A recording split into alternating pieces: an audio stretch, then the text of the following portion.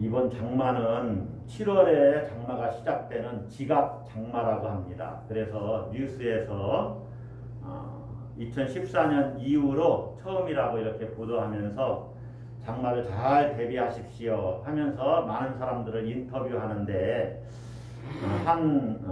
그 지역의 주민이 이렇게 이야기를 하는 거예요. 자기가 사는 동네는 바위 집안이라서 비가 내리면 비를 잘 흡수하지 못하고 그냥 그 비가 순식간에 불어난다는 거예요. 그래서 홍수 피해가 크다는 것입니다. 그래서 제가 그 말을 듣고 도시에 왜 이렇게 물난리가 쉽게 나냐 생각을 해보니까 온 도시를 다 콘크리트나 아스팔트로 덮잖아요. 그러니까 그 물이 곧바로 하수도로 흘러내려가는 거죠. 받아들이지 않는 거죠, 땅이. 그러니까 비가 많이 오면 물이 쉽게 넘치는 거예요. 그래서 온 도로가 그리고 주택가 낮은 지역이나 이런 곳이 물이 빨리 넘치는 것이죠. 그런 생각을 해봤습니다.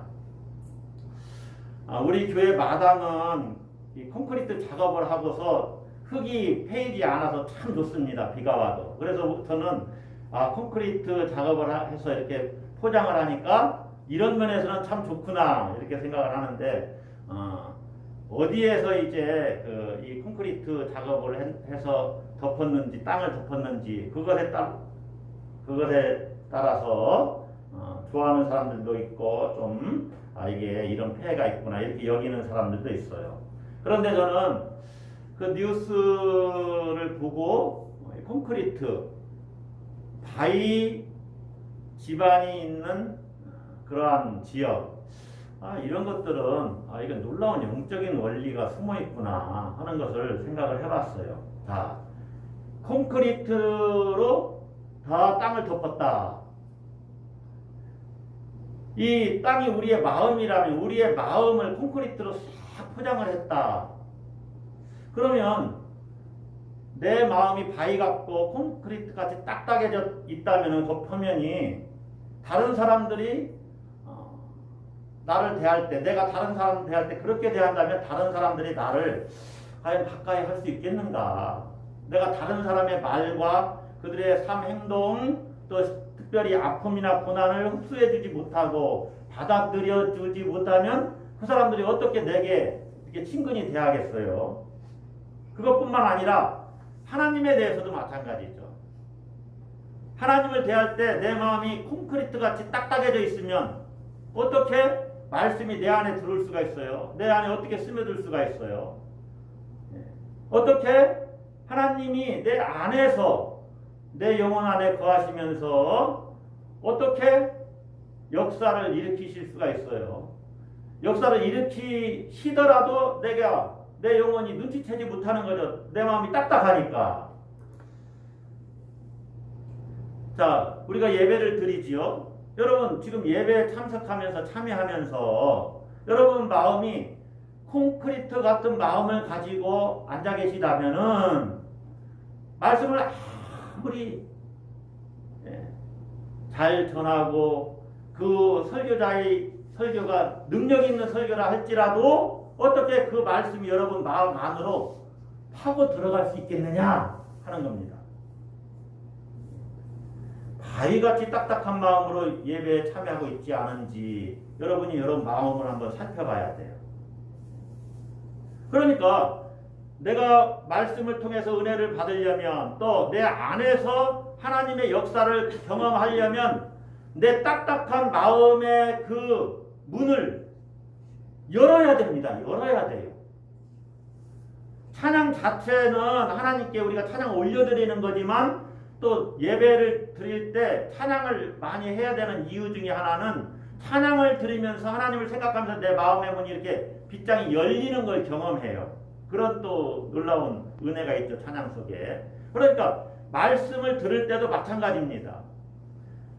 여러분이 신앙생활할 때 기본 자세가 그렇게 되어 있어야 된다는 거죠. 주님 말씀하세요. 제가 듣겠습니다. 이 자세를 갖고 예배를 드리지 않으면 하나님이 아무리 좋은 말씀을 주셔도 그 말씀이 내 안에 담기질 못해요. 왜냐하면 내 마음이 딱딱해져 있으니까. 길가에 뿌린 씨는 또 돌짝밭에 뿌려진 씨는 안으로 들어가서 열매를 맺지 못하는 거예요. 콘크리트 같은 마음을 가지고 예배를 우리가 만약에 드린다면은 우리가 다시 하나님 앞에 서서 하나님 제 마음을 엽니다. 말씀하세요. 하나님의 말씀이시면 제가 순종하겠습니다. 이런 자세가 있어요. 저는 설교자잖아요. 예전에 학교 다닐 때는 정말로 지금도 우리 시대 때 지금도 여러분도 우리 같은 시대를 살지만 지금은 젊은 목사님들이 많이 이제 큰 교회를 다녀마시고 이런 분들이 많이 이제 계셔서 그분들 설교가 인터넷 방송에 자주 나오고 그러지만은 한때 지금 은퇴하신 그 목사님들 대형교회 목사님들의 설교를 많이 들었어요. 그때는 설교가 어떻게 흘러가고 어떤 내용을 전하는지 비판이 아니고 비평해보기 위해서 설교를 많이 들었습니다. 이분은 이런 부분에서 좀 틀리고 이 부분은 이 설교는 이렇게 흘러가는구나. 논지가 이렇게 전개되는구나. 이게 논지에 있어서 좀 오류가 있는데 제가 비평을 많이 했어요. 그리고 제 설교도 어떻게 흘러가는지 제가 이렇게 잘 봅니다. 그런데 설교를 오래 이렇게 이제 하다 보니까 그리고 또 설교자로서 어느 순간에 몇 년 전부터 이런 생각이 드는 거예요. 설교를 잘하는 목사가 있고 말이 좀 어눌해서 잘 못하는 목회자가 있다고 합시다. 설교자가. 뭐가 다릅니까? 하나님의 말씀 성경을 전하는 그 말씀 자체는 모두 다 하나님의 말씀입니다. 아멘. 여러분이 명심하셔야 됩니다. 이분은 말이 참 화려하고 유창해. 그런데 들어보면 하나님의 말씀이 별로 없고 뭐 세상 자랑이나 이런 것들이 있을 수 있고 말은 좀 어눌하지만 어떤 분은 정말로 진리를 전하고 계셔요. 또 말씀이 유창하신 분도 진리를 어떤 분은 전하고 계세요. 그 말씀이 진리라면은 모두 다 하나님의 말씀이신 것에 대해서는 옳고 맞고 틀림이 없는 것입니다. 할렐루야. 그러면 그 말씀은 그대로 다 받아들이면 돼요. 그러면 설교자 입장도 마찬가지죠. 그래서 설교자가 설교를 잘할 필요가 없어요. 사실은 잘하려고 이 말을 잘 들으셔야 되는데 잘하려고 하는 것이 아니라 제대로 하면 됩니다. 제대로만 전하면 되는 거예요. 그러니까 말씀을 듣는 사람도 이 말씀이 하나님 말씀이면 다 받아들이는 거죠. 저분이 말을 잘하든 못하든 이건 상관이 없어요. 하나님 말씀이면 아멘하고 수용을 하면 되는 겁니다. 그러면 그 말씀이 내게서 역사가 일어나는 거예요. 이것이 놀라운 비밀이에요. 영적인 비밀이에요. 그러면서 우리에게 알려져 있어요. 공개됐다 그 말이에요. 말씀이면 무조건 받아들이는 거예요. 말씀이 딱딱하든지 부드럽든지 이건 상관이 없어요.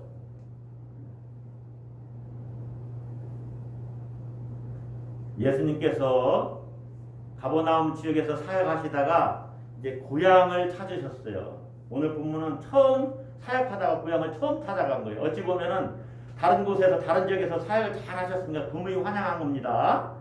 예수님 고향은 나사렛입니다. 그러니까 나사렛에 가신 거예요. 태어난 곳은 베들레헴이지만 자라고 성장한 곳은 나사렛입니다. 그 나사렛에 가셔서 며칠을 유하신 것 같아요. 안식일, 요즘으로 말하면 토요일이죠. 안식일이 되어서 예수님이 회당에 가셨고 거기에서 하나님 말씀을 강론하셨어요. 가르치셨다 그 말입니다. 많은 사람들이 말씀을 듣고 이 말씀이 참으로 놀랍구나. 그런데 이 놀라움은 이야 이게 아니에요. 이런 놀라움이에요.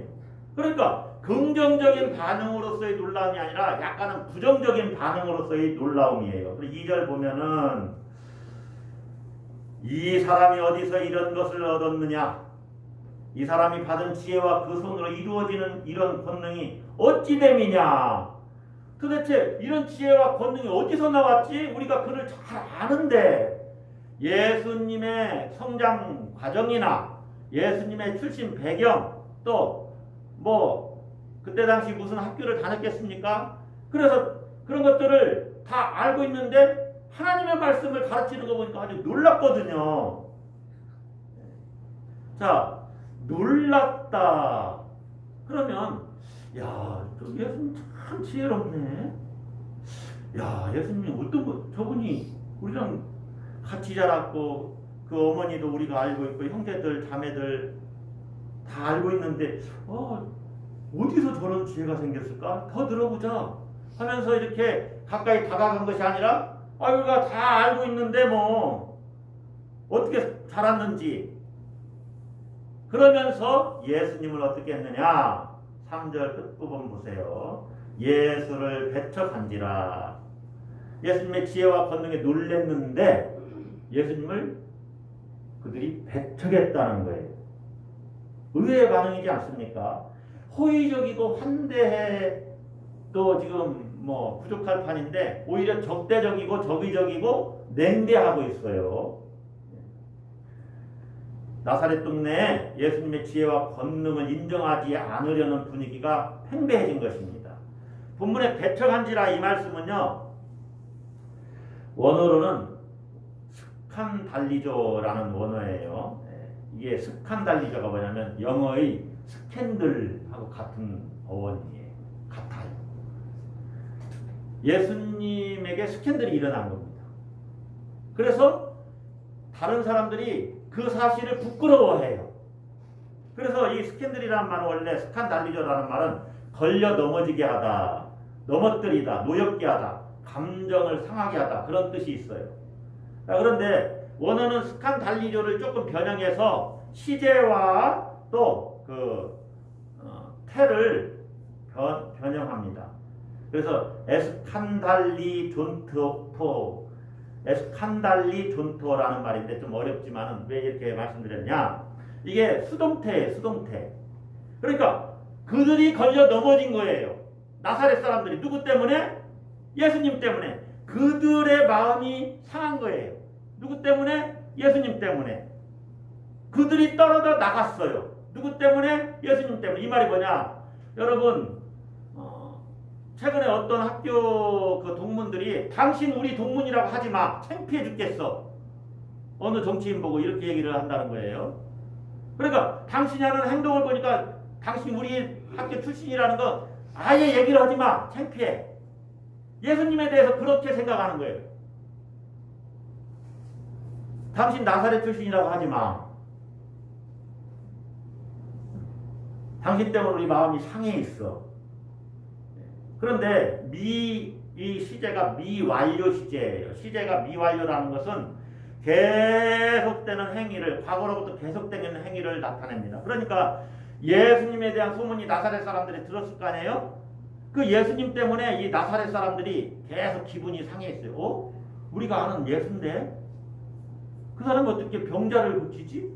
어떻게 하나님의 말씀을 전하고 이렇게 하나님 나라 운동을 한다고 다닐 수 있을까?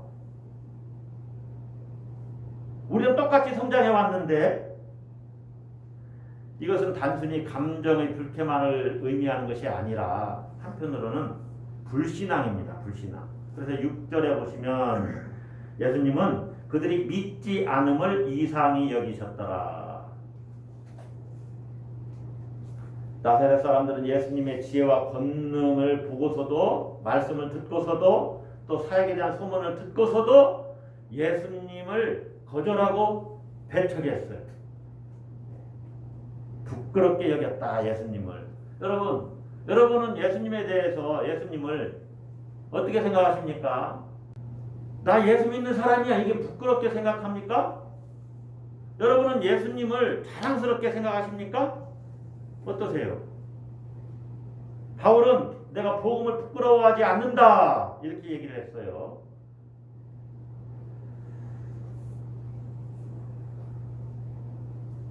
왜 이들은 예수님을 배척했을까? 오늘 여러분 각주가 1번 이렇게 달려 있는데 예수로 말미암아 실족한지라 그런 뜻이라고 했어요. 배척한지라 이 말이. 그들이 왜 예수로 말미암아 실족했을까? 그것은요 3절 앞부분에 나와 있습니다. 자 한번 보세요. 이 사람이 마리아의 아들 목수가 아니냐? 야고보와 요셉과 유다와 시몬의 형제가 아니냐? 그 누이들이 우리와 함께 여기 있지 아니하냐? 여기에 예수님 배척한 이유가 담겨져 있어요. 이 사람이 마리아의 아들, 그러니까 요셉의 아들이라고 하지 않았습니다. 그것은 지금 요셉은 아마 죽은 것 같아요. 죽고 지금 이 세상에 계시지 않기 때문에 마리아의 아들이라고 한 것 같아요. 왜냐하면 어머니의 아들이라는 표현이 흔하지 않은 표현이거든요. 누구나 다 그때 당시는 아버지 아들, 누구의 아들 이렇게 불려졌기 때문에 이 마리아의 아들이라고 이렇게 이야기를 한 것은 우리는 당신 부모, 당신의 어머니가 누군지 알고 있다. 당신의 형제, 너희들도 알고 있어. 당신은 우리와 같은 평범한 사람이 아니냐 이 말이에요. 당신 너희들이 형제들이 우리와 함께 여기 있지 아니하냐? 우리와 함께 일반적인 평범한 당신도 그런 사람이 아니냐? 이렇게 얘기하는 거예요. 그러면서 예수님을 배척하는 거예요. 목회자들도 마찬가지죠. 어렸을 때 예수님은 죄 없이 완전하게 자라셨지만 목회자들은 어렸을 때부터 부모님 속도 썩이고 또 많은 실수도 했을 거 아니에요. 그러다 목회자가 됐어요. 그 다음에 완전히 사람이 변화됐어요. 그런데 부모님들이 볼 때는 어렸을 때부터 꼭 자라왔는데 이 존경이 안 가는 거예요. 이 목회자가. 그렇게 보는 거와 똑같은 거예요. 변화됐는데 당신은 이 사람이 마리아의 아들 목수가 아니냐? 여러분 목수가 아니냐 이 말은 또 무슨 말이냐? 당신 지난번에 몇 년 전에 우리 집 와서 우리 집 그 고장난 거 고쳤잖아. 수리해준 목수잖아. 목수 예수잖아. 이렇게만 예수님을 보고 있는 겁니다. 여러분이 다른 사람들을 볼 때 그 사람에게 예를 들어서 내가 어떤 손해를 많이 입었어요. 그러면 거기에 대한 고정관념이 생깁니다. 선입관이 딱 있어요. 이제 이 사람 나를 어떻게 해서든지 나를 사기쳐서 내 호주머니를 인 돈을 빼내가려고 거짓말하고 하는 사람. 첫 번째는 그 사람에 대한 경험을 먼저 갖고 있는 것이 중요합니다. 그러나 또 한편으로는 이 사람 오랜 세월이 지났으니까 변화됐을지도 몰라. 두 가지 마음을 가지고 잘 대해야 되는데 나사렛 사람들은 두 번째 마음은 없는 거예요. 예수님을 새롭게 알고자 하는 마음이 없어요. 예수님을 잘 안다고 하는 것이 그래서 그들의 믿음으로 연결되지를 않습니다. 오히려 예수님을 거절하고 배척합니다. 인간적인 배경을 잘 알고 있음으로 인해서 예수님 행하신 말씀, 권능을 외면해요. 지혜를 외면해요. 그래서 그들은 실족합니다. 인간적인 배경을 알고 있는 것, 그것이 그들의 치우친 생각이에요. 치우친 생각. 다른 말로 말하면 편견이다 하는 것입니다. 편견이라는 말은요, 색안경을 끼고 보다 그런 뜻이 있어요. 색안경하고 같은 거예요. 편견. 이 편견이 얼마나 무섭냐면 자기가 알고 있는 것은 옳아요. 그리고 다른 사람이 알고 있는 것은 자꾸 배척하려고 그래요. 그래서 자기 중심적이에요. 자기가 알고 있는 것만 절대화시키고 자기 중심적이에요. 그러니까 아주 주관적인 사고방식으로 편향되는 거예요. 치우쳐요. 객관화시키지 못해요. 다른 사람들한테는 당신의 주장이 맞는 부분도 있지만 이 사람 주장도 맞아요 하고 이 객관적으로 다른 사람들은 보고 있는데 나는 주관적으로만 나만 옳다고 생각을 해요. 그래서 편견에 사로잡히면 귀와 눈을 막습니다. 다른 정보와 지식을 받아들이지 않고 자기가 보고 싶은 것만 보려고 하고 듣고 싶은 것만 들으려고 해요. 계속해서 자기 주장만 관점만 강화시키죠. 있는 그대로를 보려고 하지 않아요. 보고 있어도 자기 관점으로 보고 있다 그 말이에요. 상대방의 눈으로도 봐야 되는데 다른 사람의 눈으로도 보고 다른 사람의 의견을 받아들이면서 내 의견이 내 생각이 잘못될 수도 있다는 것을 인정해야 되는데 그렇게 하지 않아요. 내가 배운 것, 내가 알고 있는 것, 내가 가진 지식과 경험이 그것만이 옳다고 생각해요. 이게 편견이에요. 편견. 특별히 경험한 것은 잘 내려놓지 못해요. 이 편견이 왜 무섭냐? 예수님의 배경에 대해서 잘 알고 있다고 생각하고 예수님을 거절하죠? 그것으로 말미암아 이들은 예수님이 베푸시는 은혜에서 멀어지게 됩니다. 여러분, 은혜를 받는다는 것이 뭡니까? 은혜를 받는다는 것은 한편으로는 세상을 보는 눈이 더 넓어진다는 겁니다. 우물 안에 있던 개구리, 옛날에 우물은 이렇게 되게 동그랬잖아요. 네, 저도 아주 어렸을 때는 우물이 있는 그 옆집이 우물이 있었어요. 그래서 두레박으로 우물도 이렇게 푸고 그랬는데, 네. 그 우물 아래에 있는, 만약에 우물 안에 있는 개구리 이렇게 하늘을 본다면 우물이 동그랄 건 아닙니까? 하늘이 동그랄 거 아니에요. 하늘은 늘 동그랗고 요만하다고 생각을 할 거예요. 그런데 어떻게 두레박에 개구리 한 마리가 탁 올라가서 밖으로 나오게 됐어요. 그런데 하늘이 요만한 것이 아니라 얼마나 넓은지, 온 세상이 얼마나 넓은지를 보게 됐어요. 눈이 넓어진 거죠. 그게 은혜 입은 거죠. 은혜 받은 거죠. 그런데 그 개구리가 잘못해서 다시 우물 속으로 들어갔네요. 야, 하늘이 이렇게 넓다라고 얘기했더니 무슨 소리야, 하늘은 요만해 하고 그 개구리를 죽였다는 거 아닙니까? 밖으로 나갔다 들어온 개구리를 왜 거짓말하냐고. 여러분, 은혜를 받으면요 세상을 보는 눈이 넓어집니다. 아, 그럴 수도 있겠네요. 그래서 실제로 지식이 쌓이고 공부를 많이 하는 사람일수록 자기 주장을 절대화하지 않아요. 아, 이런 견해도 있겠네요. 왜 신학적으로 성경을 해석하는 것이 여러 가지가 이렇게 다르게 나오는지 아십니까? 나는 이렇게 생각하는데 저 사람은 이 본문에 대해서 다르게 생각을 하는 거예요. 그런데 보니까 그럴 수도 있겠다 이렇게 여겨지는 거죠. 그래서 제가 생각하기는 저는 이런 것 같습니다 라고 말하지 이건 많이 맞습니다 이렇게 얘기를 하진 않아요. 학문하는 사람들은. 그런데 깊이 공부하지 않으면 이것만 옳다고 주장을 하지요. 그것이 편견에 사로잡혀 가는 거예요. 그러니까 은혜를 받는다는 것은 이게 편견이 깨지는 겁니다. 편견이. 더 넓게 보는 거예요. 넓게 보는 거예요. 자, 이걸 말을 바꾸면 편견을 깨는 것이 은혜 받고 있는 거예요. 편견을 깨는 것이 은혜 받고 있다. 그래서요, 저도 최근에는 어느 설교자의 설교든지 이것이 말씀이 옳으냐 틀리냐만 생각해 보면서 이게 맞으면 이게 하나님 말씀이다라고 받아들이는 거예요. 편견을 깨고, 편견이 깨져야 은혜를 받아요. 편견이 깨진다는 것은 내 마음을 연다 그런 의미예요. 마음을 여는 것, 열린 태도를 갖는 것, 이것이 편견을 깨는 겁니다. 편견은요, 하나님이 베푸시는 은혜에서 우리를 멀어지게 합니다. 자, 보세요. 5절에 보세요. 거기서는 아무 권능도 행하실 수 없어. 예수님이 나사렛 동네에서는 사실은 약간 과장법입니다.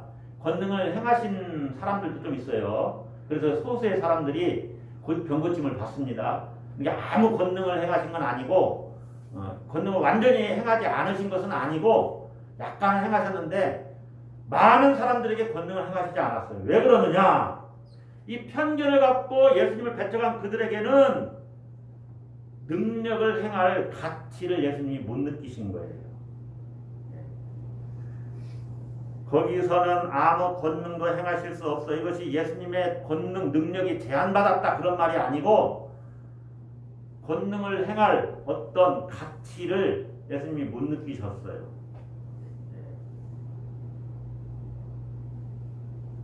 권능을 행해야만 하는 어떤 의미를 발견을 못한 거예요. 그들에게는 내가 권능을 행해서 그들을 고쳐도 소용이 없다. 그렇게 생각하신 거예요. 개들에게 진주를 던져줄 필요가 없다고 느끼신 거죠. 왜 예수님이 권능을 그들에게 행하지 않았느냐? 그들의 태도가 예수님을 받아들이지 않기 때문에 그래요. 그래서 받아들이는 자의 태도가 아주 중요합니다, 여러분. 예수님이 그들의 마음을 고쳐서 받아들이게 억지로 막 누른 게 아니에요. 강압적으로. 그들이 받아들이면 행하시고 받아들이지 않으면 행하시지 않은 거예요. 그래서 하나님의 능력은 불신하는 자들에게는 감추어집니다. 믿지 않는데 하나님의 능력을 베푸셔도 그들이 알지 못하기 때문에 하나님이 감추셔요. 불신앙의 눈으로는 하나님의 능력을 볼 수가 없어요. 예수님은 사람들의 반응을 아주 중요하게 생각합니다. 여러분이 그걸 명심하셔야 돼요.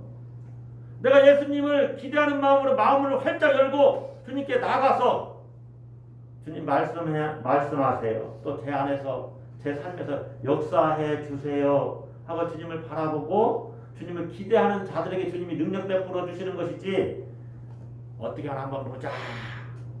하나님 마음대로 하세요. 하든지 말든지 마음대로 하세요. 이 자세와 하나님 마음대로 하십시오. 제가 하나님 어떻게 하시든지 다 받아들이겠습니다. 이 자세는 완전히 다른 거예요. 말은 같지만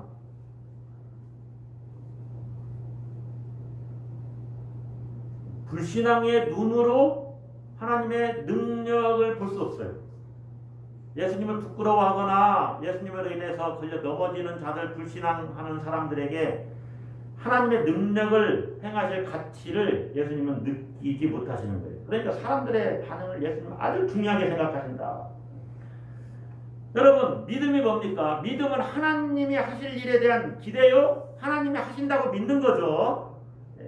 하나님께 대한 열린 마음이 믿음이에요. 여러분, 혈루증 앓는 여인, 지금 우리가 몇 주 동안 마가복음을 쭉 보고 있는데 계속해서 믿음 이야기를 하는 겁니다. 그 풍랑을 잔잔하게 할 때 어찌하여 두려워하느냐, 어찌하여 믿음이 없느냐, 그 말씀하셨죠, 제자들에게. 그리고 또 한번 이렇게 되돌아보세요.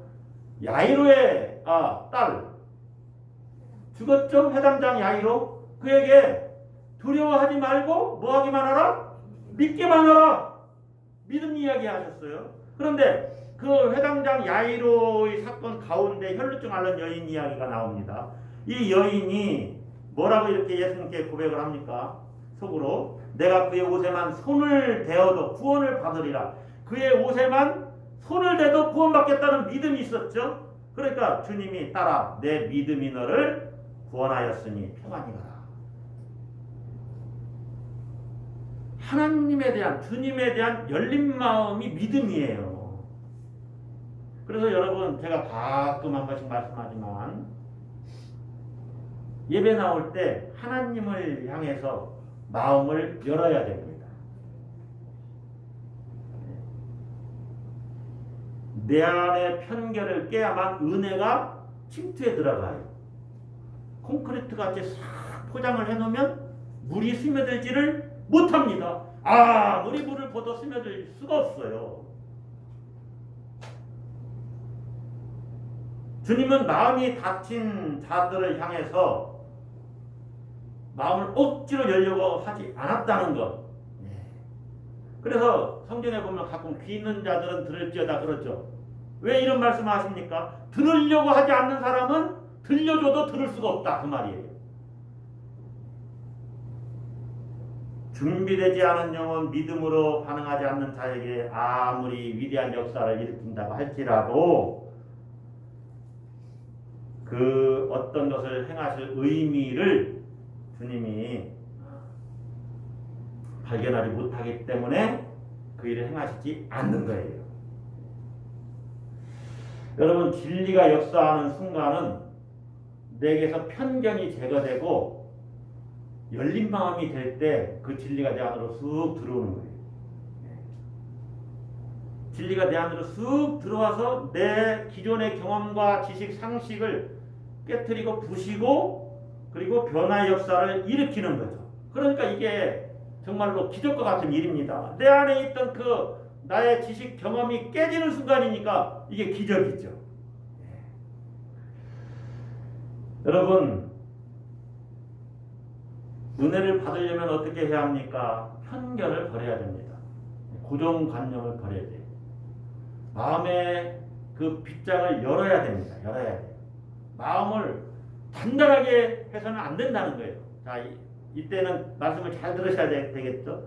여러분 마음을 굳게 하십시오. 그럴 때는 하나님에 대한 마음을 굳게 하라 이런 말이지만 내가 가진 나에 대한 생각, 나에 대한 경험, 내가 가진 경험 지식 또 어떤 상식 거기에 대해서 그것이 진리다, 그것이 맞다, 틀림이 없다 이런 마음은 깨어져야 된다는 거예요. 깨어져야 된다. 여러분이 은혜를 받고 하나님의 은혜에 내가 이렇게 접촉되고 은혜를 공급받고 수여받으려면 여러분의 마음의 태도를 이제 제대로 결정을 하셔야 됩니다. 열린 마음을 가지고 새롭게 주시는 은혜를 기대하는 거죠. 새롭게 주시는 은혜를 기대하라. 저도 그런 면에서는 믿음이 좀 크지 못한 것 같아요. 기존에 있던 하나님 여기까지 인도하신 그것에 자꾸 얽매여서 앞으로 행하실 하나님의 일을 이렇게 크게 기대를 잘 안 하는 그런 습성이 있어요. 그게 편견에 사로잡혀 있는 거죠. 그러나 지금까지 인도하셨지만 앞으로는 더 크게 놀랍게 하나님이 인도하실 것이다. 이런 기대하는 마음을 갖고 주님께 나가야 정말로 하나님이 역사하시는 것을 보게 되겠지요. 여러분이 이 본문을 이 본문 자주 우리가 읽고 또 다른 복음서를 통해서도 우리가 보았던 말씀인데 이 말씀을 어떻게 설교를 할까 제가 고민했어요. 그런데 말씀을 준비하면서 설교자로서도 이 본문을 처음 대하는 것 같이 준비를 하고 또 듣는 여러분들도 예전에 들었던 이 설교 본문인데 또 내가 어제 읽었던 성경 본문하고 똑같네? 어제 이 부분 읽었는데 그런데 오늘 설교를 한다? 만약 이렇다 할지라도 처음 듣는 것처럼 들어야만 그렇게 기대를 해야만 이 은혜를 받을 수가 있습니다. 그래서 주님 말씀하세요. 제가 듣겠습니다. 이런 자세가 우리에게 필요한 거예요. 여러분 편견을 갖게 되면 사람이 오만해집니다. 내가 전에 이거 정말로 이 본문만 가지고 성경 공부 시간에 1시간 동안 성경 공부했던 내용인데 그러면 거기에 사로잡혀서 새로운 진리의 말씀을 깨닫지 못하는 거죠. 믿음이 잘 자라는 사람은 어떤 사람이냐? 콘크리트 같은 그 마음의 벽을 부시고 마음을 스펀지같이 준비하는 거예요. 스펀지같이. 말씀만 하세요. 제가 듣겠습니다. 말씀만 하세요. 제가 순종하겠습니다. 그러면 하나님이 필요한 말씀을 그때그때 주시지요. 스펀지 같은 사람. 말씀을 잘 흡수하는 사람. 그런 사람들은 모든 사람에 대해서도 열려 있어요. 그러세요? 그 부분이 좀 일리가 있네요. 그리고 설사 이 사람이 틀렸어도 이 사람 마음을 상하게 할까봐 곧바로 반격하지 않아요. 콘크리트 같은 사람은 조금만 갖다가 밀으면 이 사람이 쓰러져 넘어질 거 아닙니까? 딱딱한 콘크리트 갖다 밀었으니. 그런데 스펀지 같은 사람은 틀렸어도 그 말씀도 좀 일리가 있지만 조금은 저는 다르게 생각합니다. 다르게 생각할 수도 있지 않겠어요? 일단은 수용해주고 저 사람이 생각할 수 있도록 마음 상하지 않도록 이렇게 하는 거죠. 스폰지 같은 사람은 다른 사람이 잘 와서 기댈 수가 있죠. 쿠션이 있으니까. 여러분 마음을 점검해 보세요. 내가 하나님의 은혜를 기대하면서 주님께 나아가고 있는지, 주님에 대한 편견, 지금까지도 주님이 내게 뭐 아무 말씀도 안 하셨는데, 이런 게 편견이에요. 때가 되면 말씀하시겠죠. 그 예수님을 배척하는 나사렛 동네에서도 소수의 사람들은 믿음을 갖고 예수님께 나와왔어요. 그들은 예수님이 고쳐주셨어요. 5절 보세요. 거기서는 아무 권능도 행하실 수 없어 다만 소수의 병자에게 안수하여 고치실 뿐이었고, 소수의 사람들에게는 안수하면서 주님이 고쳐주셨어요. 믿음을 갖고 나온 사람들이죠. 그들은 편견이 없었던 것이죠. 여러분 이제 말씀을 정리해 보겠습니다. 여러분은 말씀을 대할 때, 예수님께 나갈 때 여러분 마음은 어떻습니까? 콘크리트처럼 단단합니까? 아니면 스펀지처럼 부드럽고 주님이 베풀어 주실 은혜의 강물을 기대합니까? 그냥 주님이 은혜 부어주시면 그 물을 쫙쫙 빨아들이듯이 스펀지가 흡수하잖아요. 가까이 하려는 자에게 주님이 더 가까이 하듯이. 그런데 계속해서 말씀을 반사하고 내친다? 아무리 주님이 부어주셔도 반응이 없다? 주님이 여기까지 그만 하고 다른 지역으로 떠나시는 거예요. 무엇이 하나님의 은혜에서 여러분을 멀어지게 합니까? 편견, 선입견, 고정관념입니다. 나사렛 사람들은 예수님의 배경에 대해서 너무나 잘 알았고, 예수님의 성장 과정 모든 것을 잘 알았어요. 예수님에 대한 편견이 있었던 거예요. 그 편견으로 말미암아 예수님을 부끄럽게 생각했고, 또 그들이 실족하고 넘어졌어요. 배척하게 되었어요. 그러므로 그들은 하나님의 은혜에서 떨어졌습니다. 멀어졌어요. 오늘 설교 제목이 무엇이 은혜에서 멀어지게 하는가? 다친 마음, 편견, 이런 것들은 하나님의 은혜에서 우리를 멀어지게 합니다. 여러분, 편견을 넘어 믿음으로 나가야 됩니다. 할렐루야. 따라서 한번 합시다. 편견을 넘어 믿음으로 나아가자. 믿음은 하나님을 향한 열린 마음이에요. 하나님 마음대로 저를 써주세요. 하나님이 하시는 것은 모든 것이 다 좋습니다. 하나님이 하시는 모든 일을 기대합니다. 편견을 버리고 마음의 문을 활짝 여는 거죠. 그렇게 하나님을 기대하면서 하나님께 나아가면 하나님이 하나님의 때에 하나님이 원하시는 방법으로 원하시는 그 시간에 원하시는 만큼 은혜를 베푸십니다. 할렐루야. 그래서 우리는 반드시 하나님의 능력을 경험하게 돼 있어요. 여러분이 그런 축복을 받는 사람들이 되시기를 바랍니다. 열린 마음을 가지고 믿음으로 나아가서 하나님의 권능을 경험하시기를 축복합니다. 기도하겠습니다.